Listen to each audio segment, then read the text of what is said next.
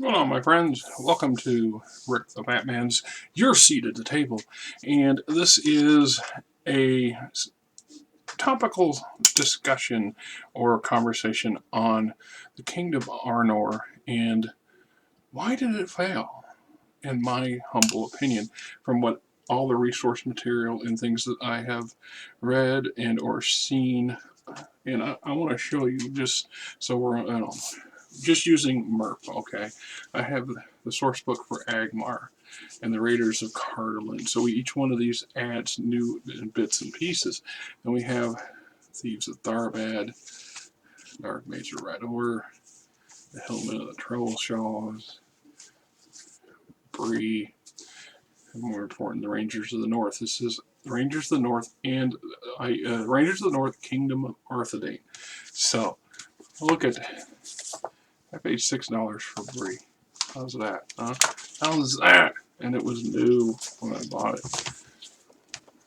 I'm just saying. Okay. So when Eladel brought the surviving refugees from the fall of Númenor, back to Middle-earth, a majority of them, 5 of the 9 ships, settled in Gondor. 4 settled in the north. They landed in London and they moved inland. The traditional land that's known in the north is the home of their ancestors. This is where the Dane, the forerunners of the Numerians, traveled out of Middle Earth into the Belair, I can't pronounce it, the area that ain't there no more, right, where all the major battles were. And there was reasons that they had for doing so. Just like there was reasons why so many of the Eladel's sons and other refugees settled in Gondor. Now it's interesting to note, especially if you're not one of those people who really delved into the depths or followed this from, because when I was younger, I didn't understand the levels of the onion that's portrayed here, the deep history that goes on, and the fact that the Numerians had been colonizing sections of Middle Earth all across Middle Earth, even to the Far East. They had settled colonies or people that were disenfranchised with the current leadership of Númenor at the time had just chosen to relocate, and other people followed for various reasons, not necessarily for political or economic gain, but traditionally. So we looked at Arnor as already having a small, dedicated population of Dunedain, but there was no official, outside of Tharbad, there was no real official settlement that was Numerian in nature here. Bree is kind of like an isolated location, or a centralized location that's isolated. Bree itself was settled long before. If you go by it, it's been settled. There have been people been settling in Bree for thousands of years. So when it was an independent little community, when the Numerians settled and declared that they're taking this entire region and area and turning it into a kingdom, and were either willing to go along with it or weren't, realized they were in no position to say no. They were also usually left to their own devices by the Arnorian kings and princes and so on and so forth. The things about Arnor and that come to mind, and I made myself a little list, right, is elitism. Let's start with this. We'll just work our way down. What I mean by elitism is that if you look at modern day or recently modern day allegory or example would be the nobility of Europe. The nobility of Europe has always had a tendency to want to maintain a purity of blood. They're not inclined, even into the modern day, they're not totally accepting of allowing non-noble blood, non-lineage people marrying into their very small circle. This, of course, has some problems because you have aside from the issue of inbreeding, too many generations are too close to each other blood-wise. But it has a mind. It has a set of. There's a mindset there that makes them a bit arrogant and blind to the realities of things. So when the elite Numenorians settled in Arnor, there was far fewer of them that went there, and then there was even much fewer, far fewer already settled in Arnor, as opposed to say Gondor proper in the regions below the White Mountains. The idea being there is we want to maintain a purity as much as possible. Even if we don't openly just say it and talk about it, we're not arrogant about it, we're not racist in that aspect, there's still a mindset. And the people, the Numerians that's the survivors that settled in Arnor were elitists in many ways. And that's part of their problem. They were far more reluctant to intermingle with the middlemen that were already here as well, that they subjugated as people, as subjects. All right. In Gondor, there was the same problem. This is what led to the kin strike. Now, the difference in Gondor between Arnor is Gondor had a much, much more robust Numerian population prior to the fall of Númenor. Like I said, the only official settlement of the Numerians in the Arnorian in Eredor is Tharbad, and the reason for that was when the Numerian army and kings landed to confront Sauron when he was rampaging all over western Middle Earth, and basically captured him, which then led to their hubris and arrogance led to their own downfall. But so there was far fewer reason for these folks to come here and settle, and we'll get into other reasons in my opinion. Right. So one of the key pieces that's listed in Lord of the Rings and the appendixes, and it's talked about in other books that support Tolkien's works or based on Tolkien's works. Christopher Tolkien helped produce a lot of these, and I've read quite a few in the past. Is the fact that because the High King of the combined survivors, or the combined Middle Earth contingent of Númenor, Eladel, had settled in the north, and they considered themselves the elite and the most faithful of the faithful. Or you can call it whatever you want. It's still that elitist mindset. So when the War of the Last Alliance was fought, it is said that many of the finest in Arnor fought in the forefront. They took the front line. They purposely, continuously put themselves in harm's way. Not saying that, not to take away from anything from the Numerian warriors and soldiers and princes of Gondor, but the fact was the numbers Gondor still would field would be much more significant than the ones that the Arnorian royal army could field, and every loss was magnified. So every loss of an Arnorian in the Battle of the Last Alliance was probably 4 times as detrimental to Arnor than a loss of a Gondorian Numerian would have been. I'm just saying. Okay, that's just my opinion on that. So it's established in canon that they never recovered. That Arnor had its golden age very briefly, and it never had a real true golden age compared to what Gondor did. And there's a number of reasons for that, and we're going to get to those. But the fact is, the cream of their male stock never came home. So you're going to have a much smaller, and our already small, elite Numerian blood pool. You now have an extremely reduced version of this. So the fact was, you still have this elitist mindset. So they're the surviving widows and daughters of the Numerian men who went to war and died and didn't come back are far less likely to remarry into a lesser house, or take lesser peoples as mates, and they would be encouraged not to do so because of their faithful elitist mindset. This hurt them. It would have hurt them in the long run as well. It would have slowed the inevitable if they did do more of this. I'm sure this is not something as a subject that gets brought up or not talked about, because I watch a lot of videos on YouTube, and there's a lot of great YouTube channels that talk about Middle Earth and Lord of the Rings, etc., etc. But that's one of those things that hasn't been brought up. Is the fact that the mindset of the Numerians, especially the faithful, even more so the elitist faithful who followed Elendil to Arnor, would be far more reluctant in kind, perhaps not verbally. They're not going to, be outright racist, but they're going to stick their noses up at potential not Numerian mates, and this costs them. Excuse me a second.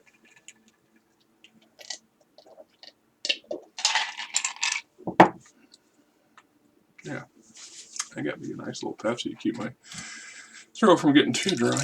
So this leads us to isolation. As you can see on the map there, it's not until the fourth age, and Aragon reclaims Arnor, and then he pushes forward the boundaries, him and his descendants, to include all that desolate terrain between Arnor and Gondor to the west of the Gap of Rohan, to create one linked kingdom, if you will.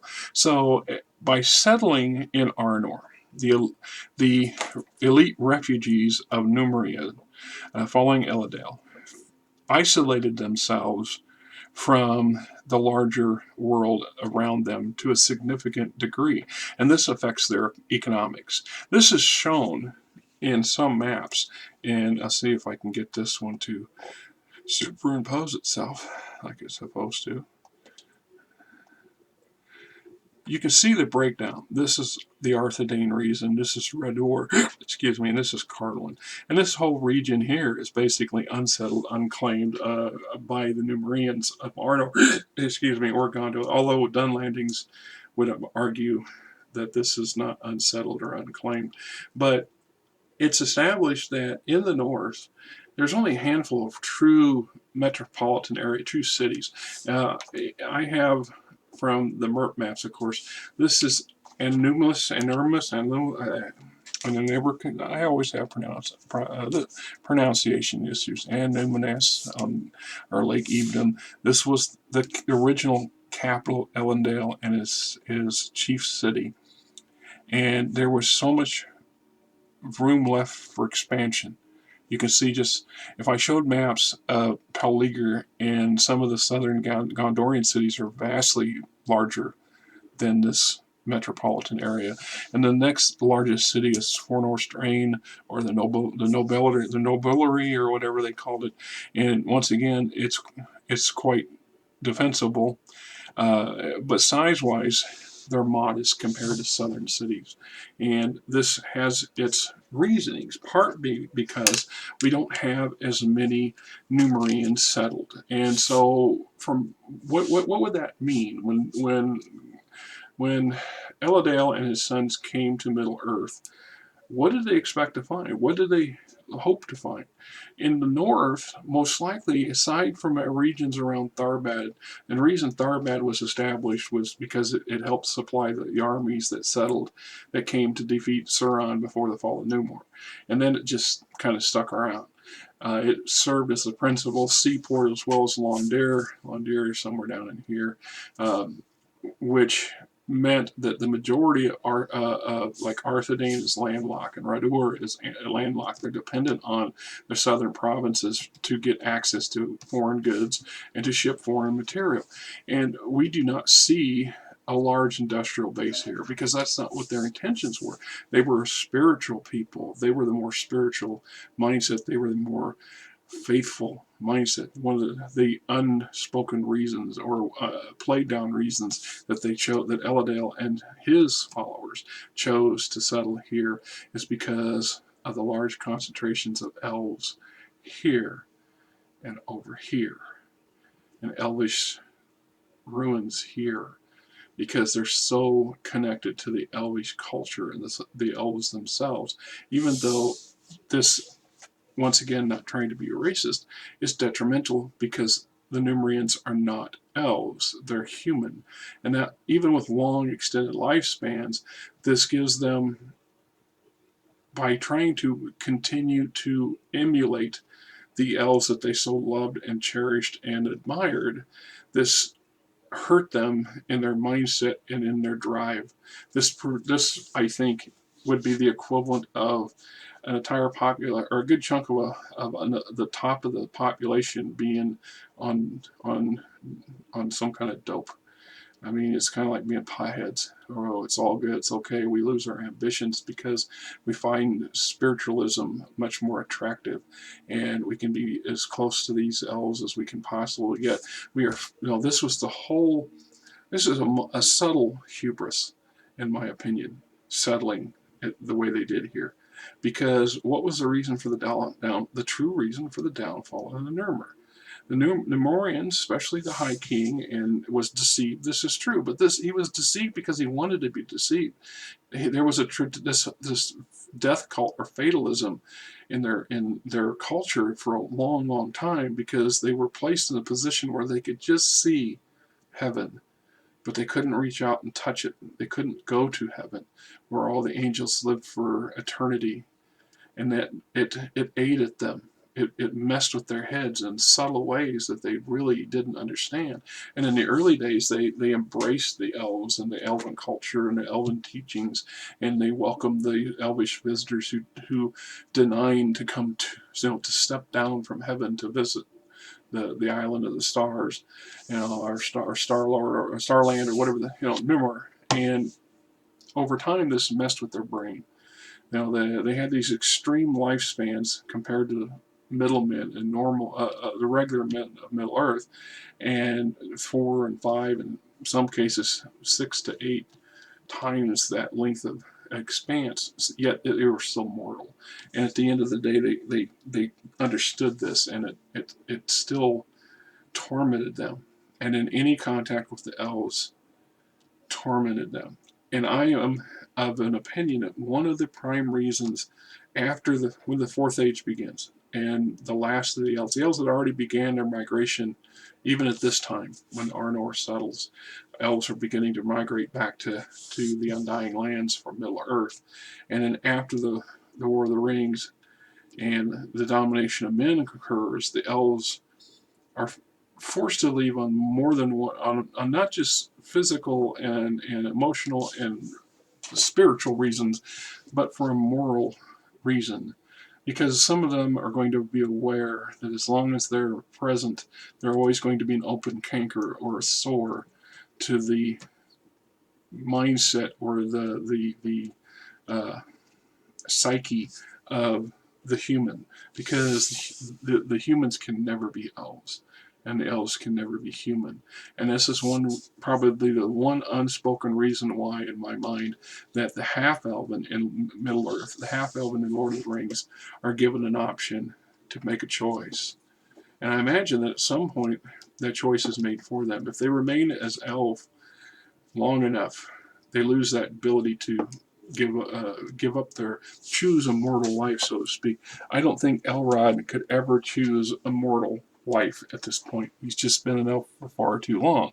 And if you choose to live a mortal life, well, then you're going to take on that, guys. There's some danger for elves, for half elves, to operate and commingle with humans. Think of the sons of Elrod, for example, who rode with the Rangers and Elrod and did a lot of stuff with them, and the potential for them becoming more and more tied to their human friends, and then watching them grow old and die. Even for Dunedain, who's extended life even in the later third age.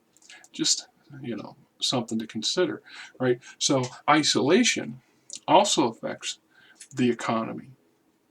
The economy of Middle Earth, or Gondor and Arnor, is vastly different. We're talking, first off, Gondor is surrounded by other nations. You have the Rohirrim, before that the Northmen to the north. There's still Northmen up here. We still have Northmen over here. We have colonies of dwarves here, colonies of dwarves here. We have elves here, and we have elves here, and we have many, many, many nations of men from here to the east as you go. So, and I'm assuming you can see my pointer, so maybe not. So in the east of the Sea of Run and east and southeast of Mordor, it's just list after list after list of all these different human entities. So Gondor has much more opportunity for trade. Gondor also establishes itself as a sea power. It reestablishes itself as a sea power several times. Pelegar gets very little note in the movies, and very not that much note in the Lord of the Rings, but it's established in canon and non-canon to be extremely large. It's probably the second largest city outside of Asgiliath until Asgiliath falls. Then it becomes the chief largest city of Gondor. And we're talking, 500,000, 250,000 people living there, plus transients. And this is the core of the fleet, the royal fleet, and the merchant fleets that operate all over the Middle Earth. And for the most part, where are they heading? They're sailing south and east, south by east. They're not going north by west, because there's nothing to the west until many years into the Fourth Age, if they discover that the world is indeed round, and that there are lands to be exploited and or settled to the west that are not the Undying Lands. But for the most part, a small amount of trading will go on with the elves, and the principal trade would be for Arnor. So in truth, they're acting as middlemen for a lot of the goods and materials and resources that Arnor requires and to maintain itself as a civilization. By isolating themselves, economically speaking, this is detrimental to any long-term growth.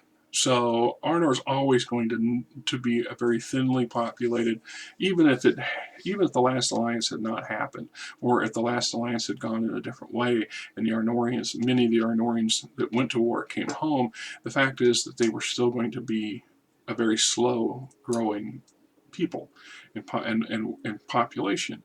And in truth, they'd be much more subject to, like Gondor in later centuries and millennia, when the majority of the Gondorians are middlemen or lesser men, and they're led by Dunedain. But they're still much more dominated by the millions of non-Dunedain human populace, which we'd have some, but not much.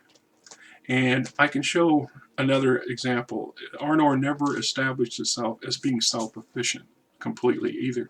It was an agrarian state by my best guess. Very little metallurgy, mining was going on here other than to meet the basic needs of what they required. They did some trading, I'm sure, with the elves, but what would they trade? For the most part, because the elves are truly self-sufficient. They really don't require anything but minor luxury items. We know this from Thunderl's kingdom up here. For the most part, the majority of the trade went on between the elves of Mirkwood and the middle of Lake Town were wine and liquors that, while the elves could produce their own, they couldn't get as fine a material or fine a grape or as fine a substance as what could be grown near the Sea of Rune or places further east. So these traveling caravans brought luxury items and increasingly more luxurious items as they go. I mean, if you think about it from a modern day perspective, just a second. When we seen the great caravans traveling from the Far East to Europe back 1,000 years ago, before we did this by sail, and it was mostly overland travel, they rarely carried large, bulky materials. You can't carry foodstuffs for 4,000 miles on the back of a camel. because you're either going to consume them or they're going to go bad. So you're going to have specialty items, maybe something that can be preserved as a delicacy, and with careful and luck, it'll make it far enough to be worth something to somebody. No, you're going to bring things like spices and perfumes and exotic materials such as silk, and it's going to be the opposite. When they go back the same way, they're going to bring the exotic luxury items of Rome and Byzantine and places around the Mediterranean back home, because there's no point in bringing, you know, piles of olives, because they're harder. Anything that you got to put in a big sealed container is likely to be, clay especially, is likely to be violated. Either it's going to be broken, potentially broken, or it's going to be the weather. Extreme weathers are going to, variances are going to play a part. No, they're going to bring metalworks and not raw metals, but metalworked items and high, whatever passes for high technology, and potentially jewels that are rare in the East, and substances. I can't imagine them having piles and piles of cotton togas, because maybe one or two is a novelty item, but as a trade good, that's not sufficient. So the same problem. Arnor is cut off from this vast reservoir of human civilization by the Misty Mountains, by Mirkwood, by hordes of orcs coming out of Gundabad and other places, as well as because they don't develop themselves as a significant sea power.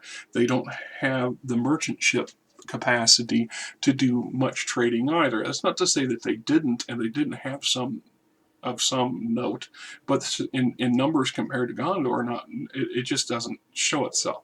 So we assumed, and I believe rightly so, that a lion's share of naval merchant traffic came from the merchants of Gondor, who brought, once again, luxury items, and maybe some small elements of raw materials, perhaps, because you're not going to see huge shiploads of cotton and grain being shipped from Gondor to Arnor, when the potential should have been the other way around. Arnor as a breadbasket shipping foodstuffs to Gondor and places near Gondor, much more likely, but it was never truly pursued, in part because we're back to the first couple of things. The elitism of the Numerian, the spiritual Numenoreans who settled in Arnor itself. They're not inclined, so I can imagine them not, unlike a variant, and I'm not going. You know what? I'm not going to apologize for my analogy in this aspect, but I believe that they were great. That they settled in manor houses outside of the cities, in a handful of towns. Because of the map here inclines suggests that there were many smaller communities, villages, and tiny and small towns that were settled. But there was only two major cities that's established as a city outside. Well, three if you count Tharbad, right? So in truth, my belief is that any kind of agrarian-based Numerian landlords, if you will, would have been more like great estates, where they themselves managed from from the top, and had the middlemen and the lesser men work for them in various forms. Not unlike the South during the time of slavery to some degree, in other places of the world where people are used as labor, and certain people believe that that's their place in the grand scheme of things.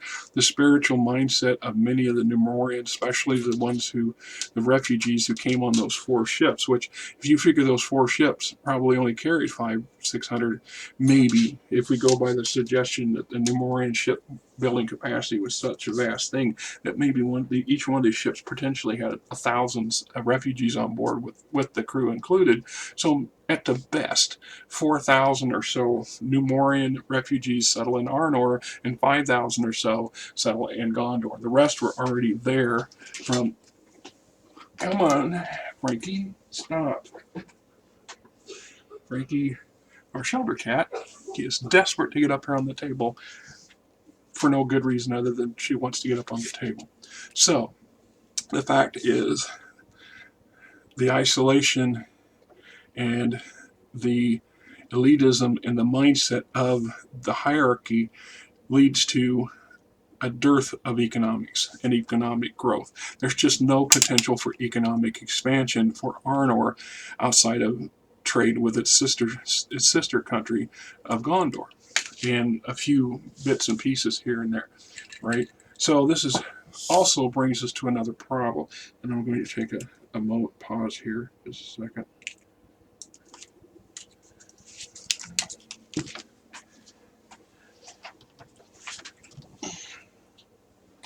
Yeah, you're fine.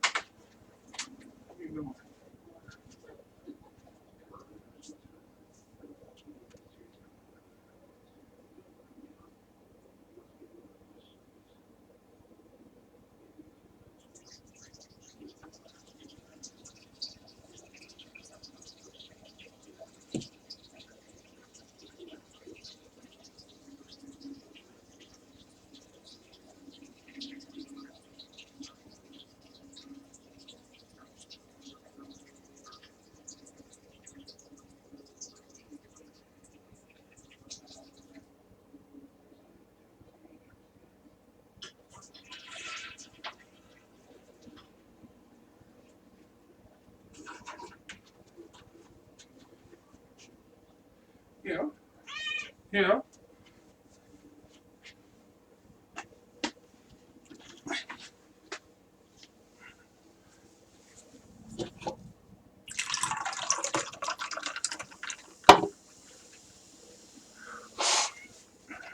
yeah.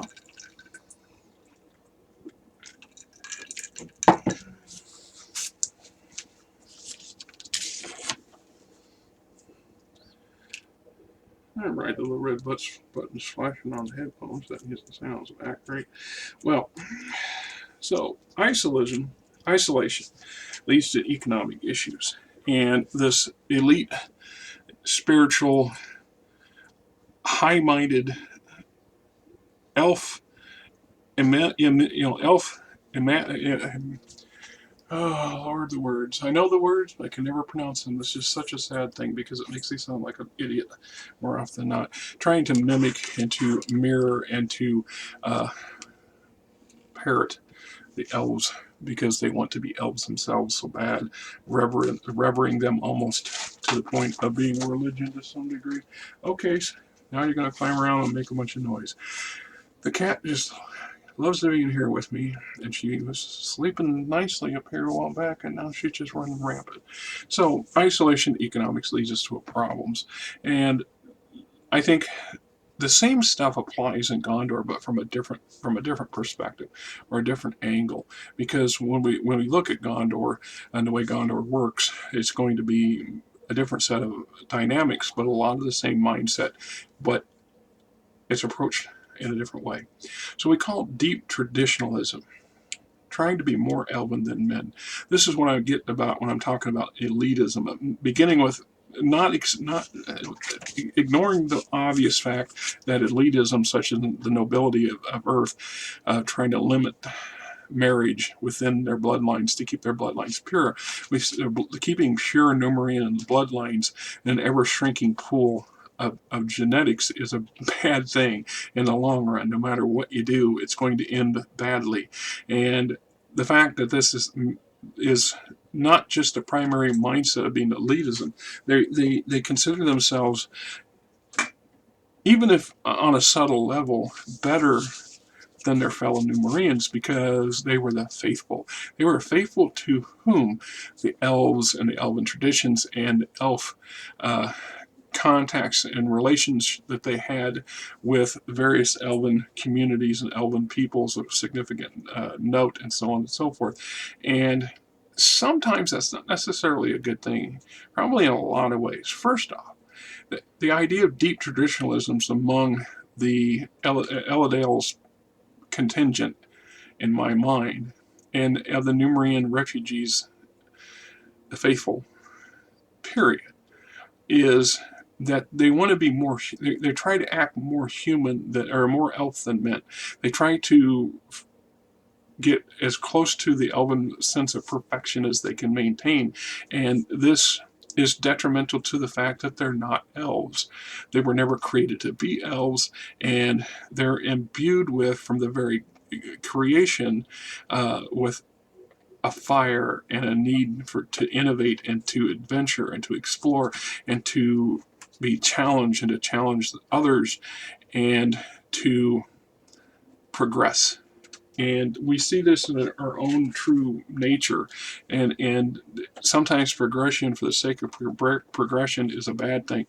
Sometimes we can advance technologically far more than we advance mentally, which means we are unruly teenagers or annoyed children with weapons of mass destruction that could potentially destroy the entire world as we know it. And we have yet to grow up with wisdom, the wisdom of the elves. The elves suffered and fought and loved and developed much earlier than humans, and the humans came in later and were in awe of what they saw.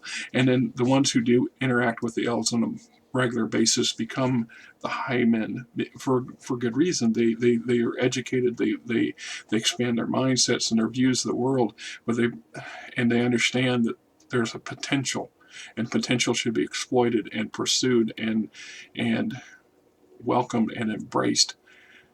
To do anything other than that is to stagnate, to become a dead culture. And our own history has plenty of dead cultures in it. So this deep traditionalism of the northern Dunedain, especially, like I said, the ones who settled in Arnor, works against them in more ways than we can count. And this feeds into the isolationism and the lack of drive to expand economically, like their southern Gondorian relatives, and to take this stoic, long-term view of the elves, which works great for the elves since they don't die unless they die and viciously. They're undying for a reason, and they have an out.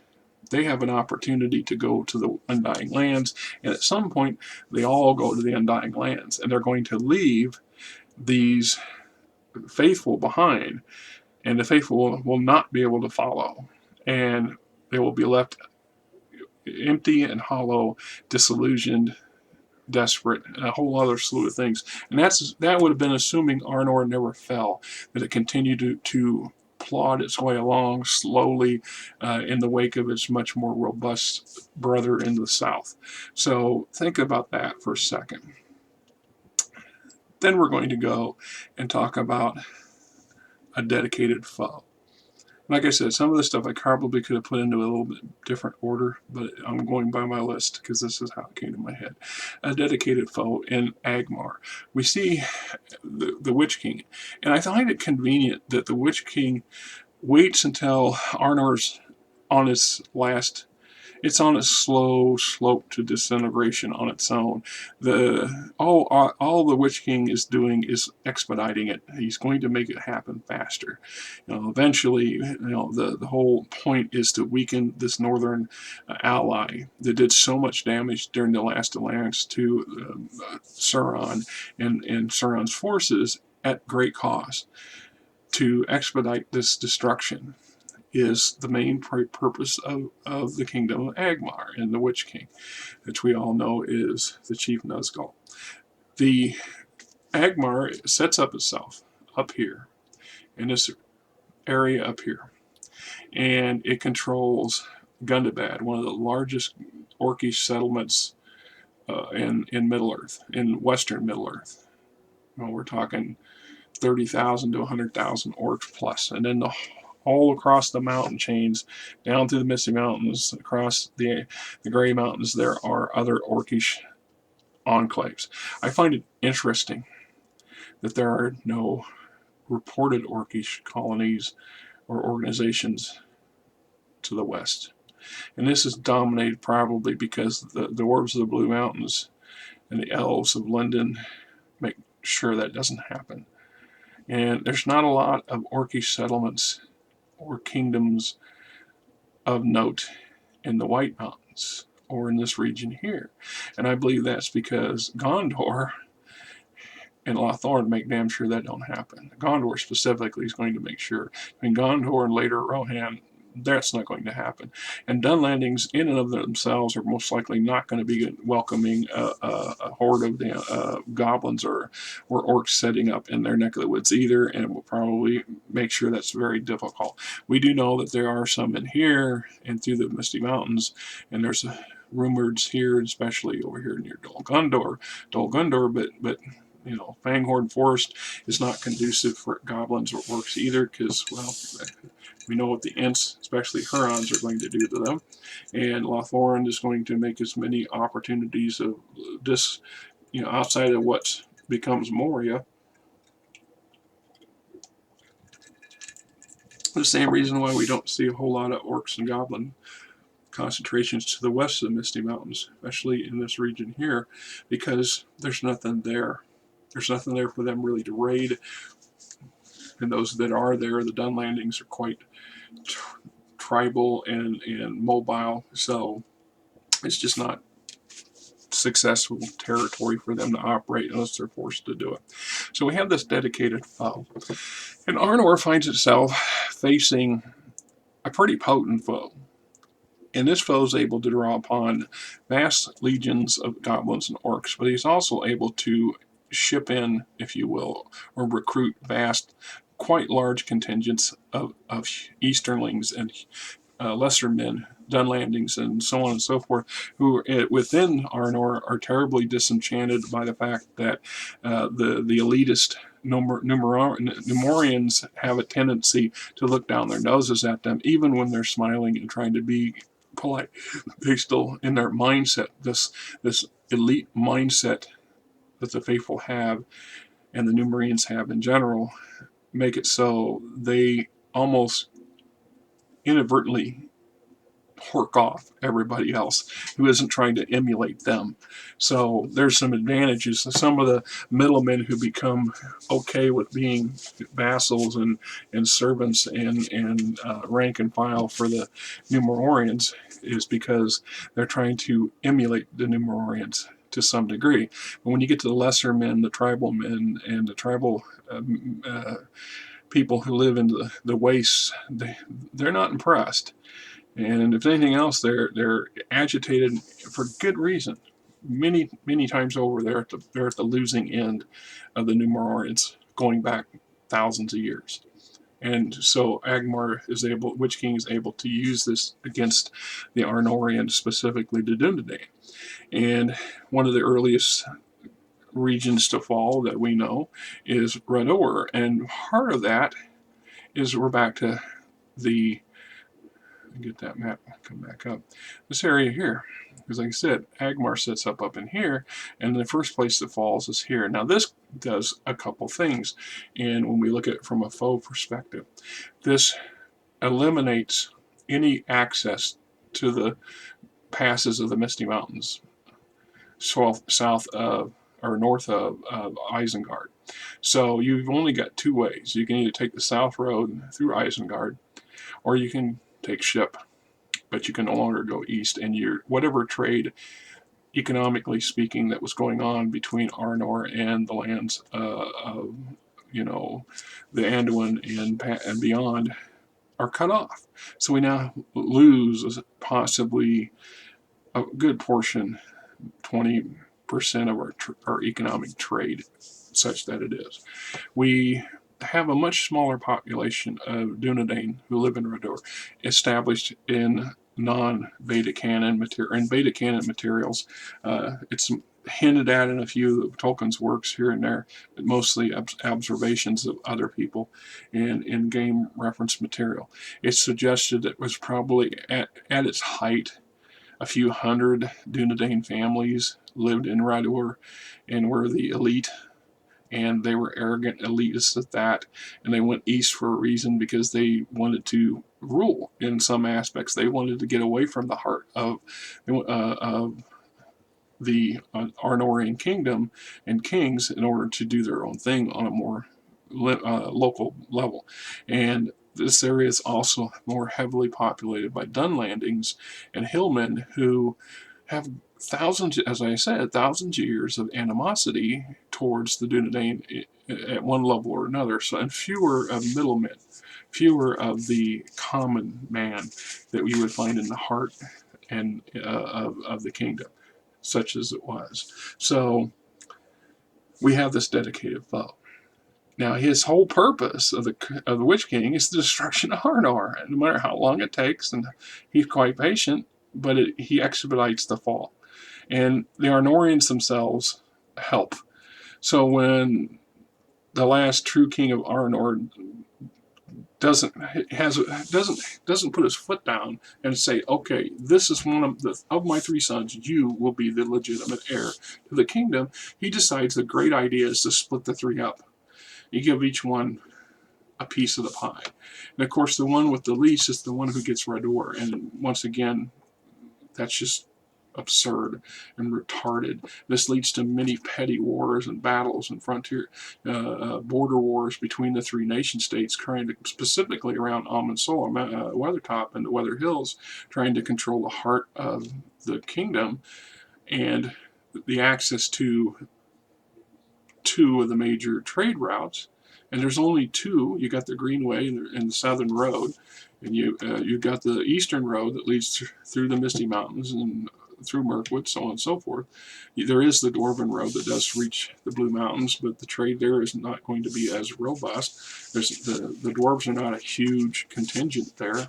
For trade purposes, I'm sure the dwarves have no problems trading for food stuff and beers and wines and the materials and raw. But for raw materials, the other way around, our things likely not to have a whole lot of mining and heavy industry, so they're dependent on trade from the dwarves specifically, and to some limited degree the elves, because I don't imagine the elves are produce great industry either. There's no need for them to do so. They have very sophisticated industry, very sophisticated artisanship and craftsmanship. So they focus on beauty and simplicity and creativity, and not volume and bulk, because they don't need it. An elvish smith can probably produce 20,000 swords in his lifetime, and most of those swords are going to be either heirlooms of the family and the elves that they're handed to, or they're going to be lost in battle, just destroyed by the enemy. So we have this one concentrated foe. Now, when we go and say, and I compare that to Gondor, Gondor is surrounded by foes on many fronts. They have a bunch of unhappy Dunlandings, and over here, hillmen who occasionally cause problems, but they're never sufficiently large in enough numbers or coordinated enough to become a true major threat. There's smaller contingents of the same thing going on the far western side of their kingdom. We have lots of raiders and stuff coming in from the east, various tribes, in part because Gondor's aggressive, expansionist, economic, power-driven mindset leads them into constant conflict with the Easterlings and the Harden and others to the west and the southeast, which generates bad blood. And it's not a lot, it doesn't take a lot of pushing or prompting by somebody to, like Sauron's minions, to incite them to move west and take on Gondor. The difference here being is Gondor is surrounded by numerous smaller factions that on occasion get together and cause a problem. And they're surrounded by orcs and other baddies, but there's no hardcore leadership amongst these, because Sauron's key leadership, key minions, if you will, are focused up here and to the far east during this period of time for the most part, and they're focused on dealing with the elves, and they're focused on destroying Arnor, and meanwhile Gondor's keeping a quote watchful peace over Mordor. Basically, Gondor's keeping the riffraff out of Sauron's house until Sauron's ready to come home and take it back. And so we have waves that come, and then there'll be sometimes entire generations where it's just minor skirmishing and it's nothing major. So the Gondorians are able to replenish their losses far easier than the Arnorians, and the Gondorians have a larger big standing population base of common men or middlemen than the Arnorians ever did. And most of the ones that Gondor have are wanting to emulate the Numerians in charge. Now, the Numerian populations much larger than in Arnor, which means it has a greater resiliency to loss. So when they lose people, it's easier for their families to intermarry with other Numerian families and so on and so forth, and keep the population at a sustainable level for some point. So if I look at it from the perspective of 5 ships maybe carrying 1,000 survivors come in or bring about 5,000 influx of faithful, high elitist minded Numenorians, and we have another 10 or 15,000 standing Numerians who are already settled here and began some of these cities and settlements and farming communities and so on and so forth, not to mention the black Numerians who fled from Númenor. So we got 20,000 or so that can afford to keep their bloodlines pure longer. But even over time, we see the effect of that being diminished. And more so in Gondor, because Gondor is constantly in flux. It's constantly being challenged and progressive and other ways that it's far more common for middlemen to intermarry with Numerians in Gondor than it would be in Arnor. Although there would still be a core of faithful who would not agree with that. Their elitism just would not allow that, and we would see that in the leadership of the leading houses and princedoms and the king's houses themselves, and these people. In part, it's what causes the kin strife to happen, because the king, a pure-blooded Numerian king, the established king of Gondor, or should be the king of Gondor, happens to spend a good chunk of his life in the north, falls in love with a northern woman, so she's a lesser blood, and they just can't accept it. The elitist of the elite of the faithful absolutely cannot accept it, and so they split up and they fight. Some of them are defending, some of them are offensive, but the kin strife takes its toll. We're not even talking about the plague. So the fact that having multiple enemies over distance and it coming in waves is much different than having a fixed enemy constantly hammering at you or poking at you or doing things to diminish you. So in some aspects, many times the Gondor is able to expand greatly. At some points, they control lands clear over into this area here and clear areas clear down here. And we know that most of this, in name if nothing else, this whole area here is part of Gondor, even if this is the heart right here. So in the aspects that the fact that they're being challenged and they're having successes, that they do win more often than they lose. They don't fight too many horrific victories, battles where they win but they lose at the same time. They're able to be challenged and expand and to push that elitist faithful mindset further away from where it originated from. So I think in my opinion, having that sole major, because what other foes did Arnor face? The occasional Dunlanding raids down here, that's not a real challenge. The Brelanders, come on. The elves, that ain't going to happen. We got raids from trolls and orcs, but no organized conflict until Agmar set up. And Agmar directs and controls. Even when Gundabad was on its own, it would raid into the more often here than here, because this whole neck that was up here there wasn't much there to raid for. When I get to the point where when I review Agmar, you'll find it as bleak and cold and stony and very little agriculture areas and things of that nature, and it's poor in resources. Most of that stuff has to be brought in for the quote kingdom of Agmar to do its business, and there you have that. So coming into the last 2 points. If you've stuck with me this long, it's great. Thanks for listening to me ramble. If you don't agree with me or you do agree with me, please feel to put in commentary and things like that. I guarantee you I'm not making any kind of money off of any of these things. Just not going to happen. In fact, I just broke 130 subscribers. Is surprising to me. Okay, so second to last, is topography. And I've mentioned that off and on through the conversation. Arnor is isolated. There's a reason why it's isolated. The topography works against it. You've got this massive Rocky Mountain-like chain of mountains that literally cut this part of Middle Earth off from the other. And there's only one or two known passes, and in most cases, the northern pass is dominated by an orc citadel of Carndon and Gundabad.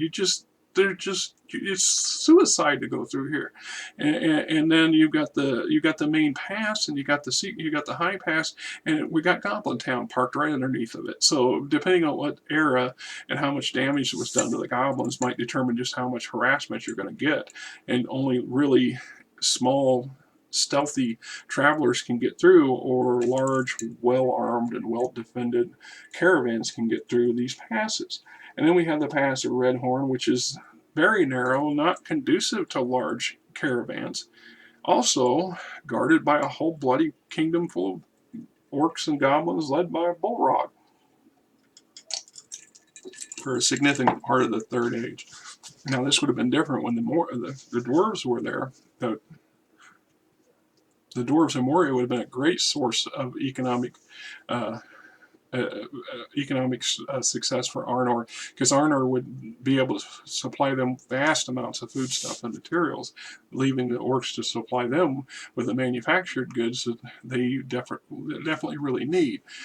Otherwise, the topography is detrimental. So you got to come all the way down here to Isengard and the passes of Rohan to get through, or you come by ship. And once we have established, Arnor only has two modest ports, Tharbad and Londir, and Londir falls into disuse long before Arnor falls apart. So the merchant princes of Tharbad were fairly wealthy because they had a monopoly on the sea trade, what little there was. And there's some human settlements of like Eskimo, like peoples to Forstoth or whatever to the far north, but there's nothing really up here for the Arnorian merchant ships to trade with. And the fact that they're going to truck around here and then go all the way to the south and southeast and Umbar and pass Umbar and come back and be successful, well, that would happen, but in small numbers compared to what happens in Gondor. I think, like I said, the majority of Arnorian merchant princes are going to travel by way of the southern routes to Gondor and then back. And the caravans are going to come down to Gondor and come back. But our topography, once again, cuts them off. So you have this vast open region of no settlements or tiny insignificant settlements. So shipping has a problem and comes into issues.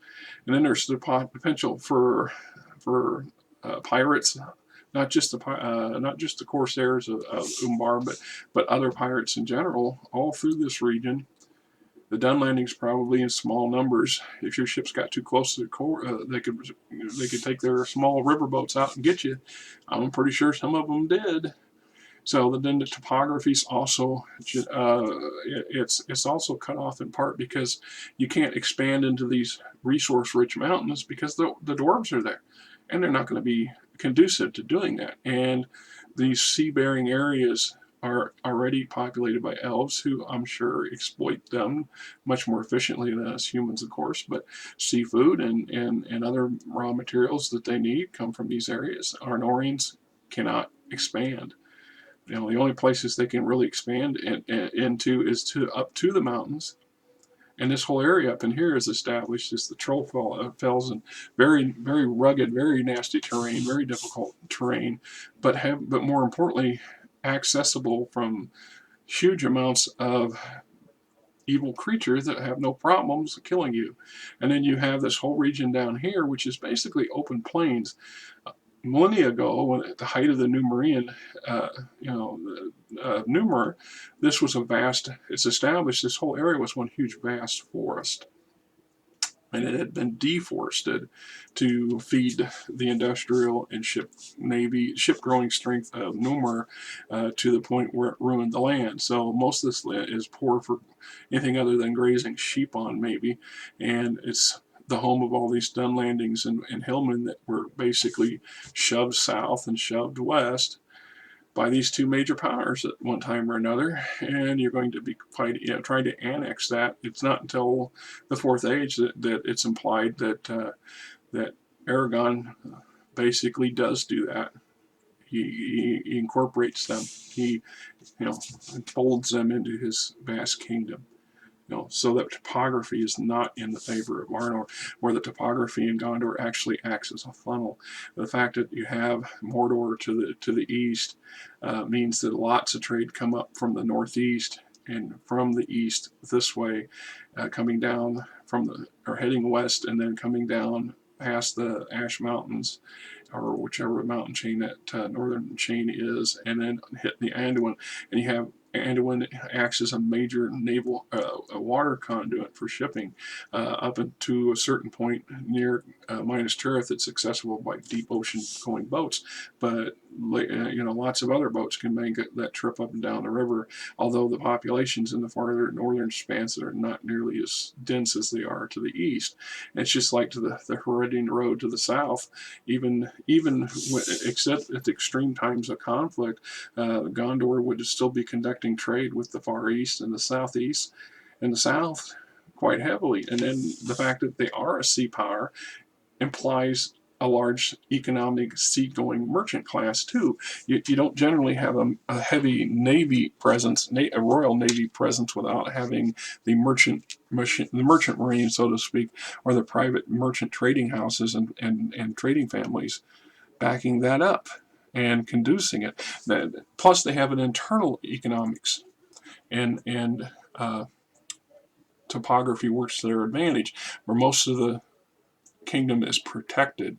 So the enemies, just like trade can only come from a handful of directions into Gondor, enemy forces can only come at them in certain directions, and they're going to come piecemeal. It's much harder to march a massive army through these vast wastes than it would be small raiding elements, which is what majority of these things tend to be. So, in a small ecosphere, a small example, and I'm probably using the wrong terminology, when the Shire is settled, why is it that the Shire succeeds and thrives and even continues to expand? Even in the book, it's established that the Far Downs to the west, that new settlements that were created after the War of the Ring by the halflings, and that the halfling communities themselves, when they first established, they suffered during the wars of Agmar and the successor states, then in the brutal little conflicts in between to some degree. They took on some heat during the War of the Ring too, with Saruman and his evil flunkies doing their worst. But in truth, for the most part, for most of their existence in the Shire, the halflings do far quite well for themselves. And they are not a vast world traveling group of people, let alone an economic powerhouse or trade. Well, they're self-contained in their own aspect, but they have a thriving economy in part because they have this desire for luxury as well as this penchant for hard work. They are prolific. They produce a lot of offspring. They have no trouble intermarrying between clans and family nomes, other than the traditional family whatever, but they embrace large families and large concentrations of groupings. And then their economy is agrarian, but they're also quite crafty. It's established that they have vast. Samwise's uncle had a huge rope walk. Well, why would he have? If you don't know what that is, that's where they produce rope in large quantities. Well, why would they produce rope in large quantities if they didn't have a vast use for it? Well, we don't see they're well established that they're not a water-based people. They're not comfortable even in small rowboats, let alone going to sea, and they're isolated even more so than Arnor was, because their borders are within the heart of what was Arnor, and they don't do trade with the elves that much, if at all. A lot of stuff, they're so isolated to some degree, a lot of them scoff at the idea. And other than the dwarves who pass down the road and pass through, and I imagine they do some brisk trade with the dwarven contingents of the Blue Mountains, but there's not a lot of human settlements. The only established ones are around Bree. The rest of them will be much further to the south, and we don't hear too many settlers or hobbits being traveling merchants. But it is established that some of their material does get sold outside the Shire. I mean, tobacco products got in the hands of Sir Man. Well, it's because he wanted the products. His men wanted the products. So that's a luxury item that was capable of being transported over great distances and retain its viability and made it profitable. But for the most part, it's because they were progressive, they were gregarious, they were resilient, they weren't extremely elitist, and they have their little cliques and their hierarchies and things like that. But when they were left to their own devices, for the most part, they succeeded. They weren't going to overtake the world, but they weren't in no threat of just rolling over either. Now, in part, that's because they were protected by the Rangers of the North, the Dunedain, the surviving Dunedain, and that in and of itself brings more questions to my mind, and I think we will save those for another time. And so the last point I have is Arnorians, the failure of Arnor, especially its leadership, to recruit, to be open-minded about bringing outsiders north, actively going to Gondor and Umbar and places further east where there were more Numerians, and encouraging them to move north, or marrying into those families and bringing those families. Just that's part of that elitist minded thing. Well, it's bad enough that we're not going to we're not going to marry our bloodline into middlemen or lesser men, but we're going to reserve many of our elite mindset families are going to resist even lesser Dunedain, which there are establishments of a lot of lesser Dunedain. This are Dunedain families who did breed or intermarry with lesser men and expanded upon that. Their lifespans were shrinking, and so what I imagine, what few, especially among the faithful, would be find acceptable would be other faithful families that would be only found in Gondor. And so the fact that they wouldn't encourage further abroad going to Umbar and other settlements further east because of the fact that they're lesser Dunedain, or even black Dunedain, because, well, you're not, you're tainted in some way. Your blood is not acceptable for our blood, and we're not going to have it. And then so they help their own demise. That's Frankie, once again, just doing her level best to get on the table. Stay off the table and stop knocking stuff over, because I'm almost done. That's the Pat Pan, and that's my thoughts on Arnor. Like I said, if you think I'm right, think I'm wrong, no problem. Put your 2 cents worth in. Let me know what you're thinking, because that's how we all get together and understand and learn from each other. Something perhaps the Arnorians should have thought a little bit more of.